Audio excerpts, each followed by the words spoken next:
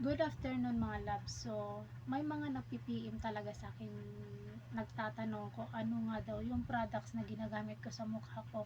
Kasi nga daw, maganda daw siya. So, ito si Sisi, isa siya sa mga nagtanong sa akin, isa siya sa mga nag-PM, no? So, ito i-reveal ko kung ano yung ginagamit ko sa pagmumukha ko.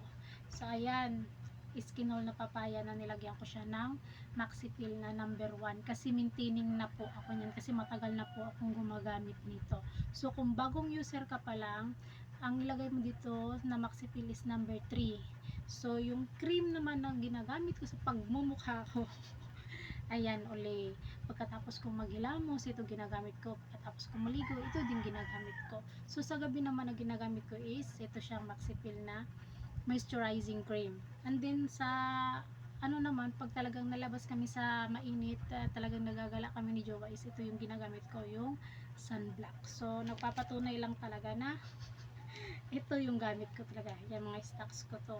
So sa sabon naman is ito, yung Kojic ni Rosmar na peeling soap. Kung wala kayo nito mga loves is pili yung nasa karton na Kojic, yung tatlo.